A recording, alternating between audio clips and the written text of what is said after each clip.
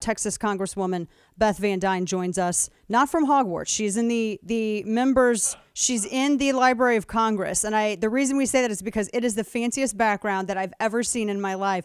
She's in Library of Congress right now. She is there doing the good work for the people of Texas. Congresswoman, so good to see you. Thank you so much for joining us. Great to see you. This is not my house. Yeah. Let's make sure this is not my house. Yeah. The Library of Congress. Yes. I know that there's been some movement in, and there always is when something like this happens, even before we know kind of the facts of the matter, which is important, especially if we're talking about fortifying schools and all of that stuff, which we're going to discuss with our friend Andy Pollack here coming up.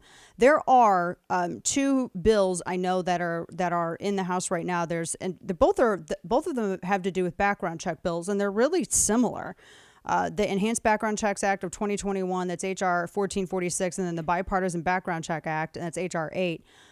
I want to kind of get a temperature gauge from you as to where the House, it seems like the House is more apt because, Democrat majority to pass something like this than what we saw in the Senate, where it is a very slim majority. And then you have Joe Manchin, who doesn't want to get rid of the filibuster. Yeah, no, I would say that if the speaker has an opportunity to bring this on the House and she's going to pass it, then it would absolutely be done. We don't have our numbers in the House to be able to prevent that. And I think whenever you see this type of an event happen, this horrific kind of event, it automatically is politicized. People throw whatever, as you mentioned earlier, they'll throw whatever they want to at the wall. And the fact is that a background check in this particular instance would have done nothing to stop this. Moments after this happened, literally moments after this happened, I was looking at my social media posts. I was looking at other people's social media posts and the responses that we would get. It was condemnation, blood on our hands, people throwing hate out there without knowing anything. We had no idea how this person had even gotten a weapon.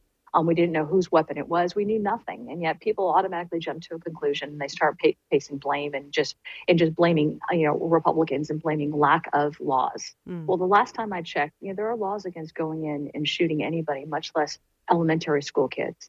There are laws against that. What people need to do is take a beat, realize that you have a community right now that is going through one of the most horrific events that it will ever go to in its history, but hopefully moving forward. And it's trying to heal. It's trying to get answers to those questions that everybody has. And instead of jumping on this as an opportunity to fundraise, as an opportunity to create more hatred and division, take a beat. Let's find out what happened. And let's really have that conversation about what we could do in the future to prevent it. Yeah, I'm talking with Congresswoman Beth Van Duyne from the great Republic of Texas, and that is so true because we were listening to, I think we have a press conference later today from Department of Public Safety to maybe give us some more details on what happened, because apparently it was an unlocked door rather, that allowed this murderer to access the building. And as you said, this is a community that's going through no community I can even imagine going through something like this. They had their newspaper that came out this morning, and it was just a one black front page with yesterday's date, and which is marking, obviously, it's one of the greatest mass casualty incidents in a school, which brings us to the fortification, too, because the background checks, this individual passed a background check. So expanding that system was not going to solve this issue. But school fortification, why is there such a hesitation? And I say this because I see Democrat members of the House saying, well, having one entry or one exit's that's not gonna be helpful, or you're turning schools into prisons. But, we have more security at concerts than we do our schools. And I don't feel like when I go to a concert, Congresswoman, I don't feel like it's a prison at all. Yeah, you can definitely do things to harden soft targets right now. Whether or not it's having more student resource officers there is something that you can consider. Do you have the resources to be able to do that? But at the same token, you're never going to be able to make something 100% safe. Kids are going to be out on the playground. They're going to be playing. They're going to be going, onto buses. There will always be some vulnerabilities. But really, what do we know at this point in time? What do we know? We know that this was a very disturbed individual. We know that he had a broken home. We know that he had been moving between his mom and his grandmother. There are accusations that his mother was a drug user, that he seemed to be bullied when he was younger, that he lived, instead of having real friends, he lived out his social life on social media. That's how he had any kind of connection with the outside world. These are all terrible things. What I haven't heard though is, where was this guy's dad? We've heard about his mom, we've heard about his grandmother, but we haven't heard anything about how the male influences in his family. What happened with that? And what kind of interactions did he have with school kids? What kind of interactions did he have with his teachers?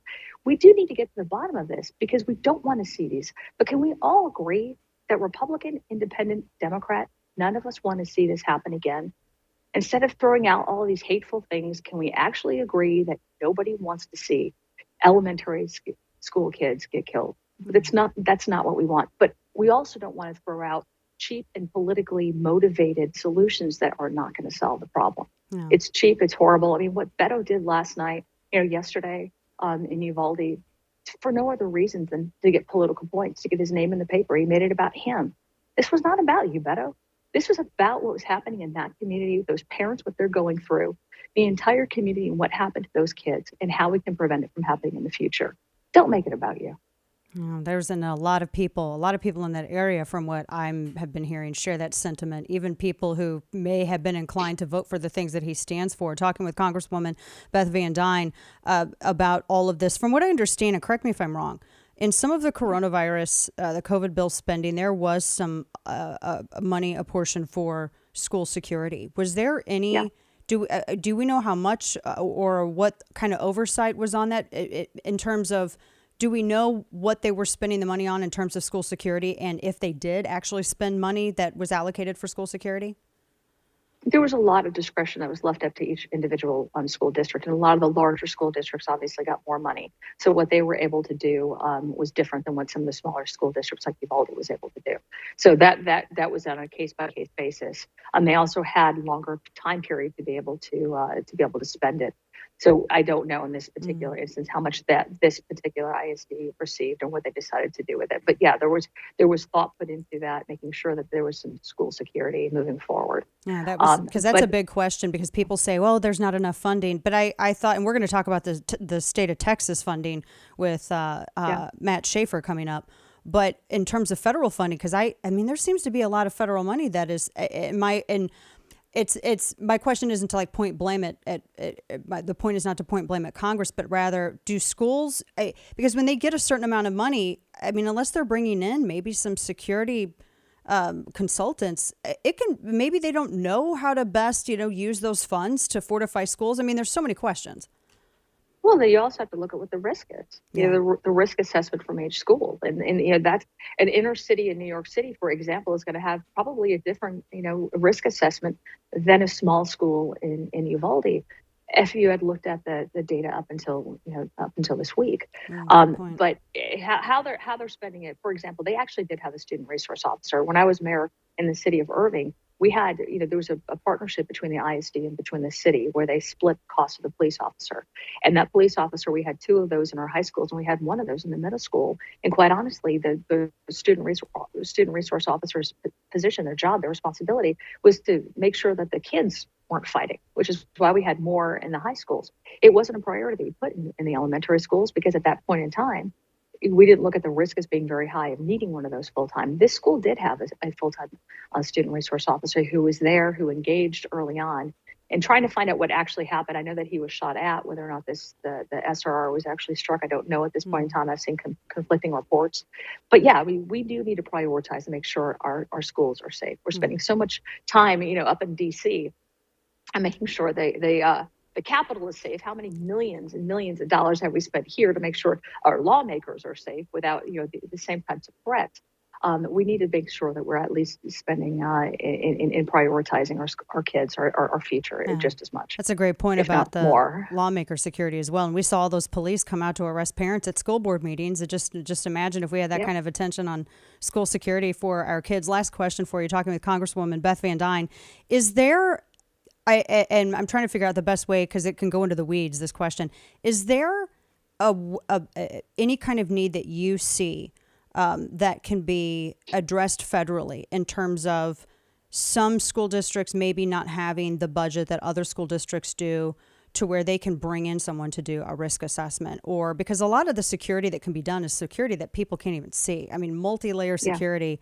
Is there a need, do you think, is that a need that can be addressed? And is that a need that you think that Congress needs to address or could help states address? Your thoughts? We could definitely help states. I mean, we just had this conversation about places of worship and looking at their security. You know what happened in Colleyville a few months ago when we had 4 members of our synagogue that were taken hostage by a terrorist, and making sure that the places of worship are just as safe, as their schools. When you drop kids off at school, you're thinking they're safe. You're looking forward to being able to pick them back up again. We need to be able to focus on that. But there's also, I think, legislation that we could have conversations about. I tried to pass a bill last year that looked at kids who had committed felonies, violent felonies, not being able to have their records expunged when they hit 18 and being able to purchase guns. I got 0 Democrat support, 0 Democrats focused on that and helped. So if we really are serious about the idea of being able to protect kids and not having them be like, my point of the bill was that you've got a lot of kids under the age of 18, especially in inner cities, that have gang members who are looking at them. They're very vulnerable to be able to commit crimes because they get their records expunged when they turn 18. What can we do? Can we sit down and have a conversation where it's not full of hate, not full of division, not full of just of politics, but actually sit down? I tried to bring a bill to the floor that would have prevented some of the issues that we have seen, and I got 0 Democrat support. Got 0 support in the House, and then yesterday, apparently, U.S. Senator Ron Johnson, his School Safety Act was blocked by Democrats. So I guess the question is, how serious are our brethren on the other side of the aisle? Congresswoman Beth Van Duyne from Texas, always so good to see you. Thank you so much for your time, Congresswoman. Appreciate it. Thank you. Mm-hmm.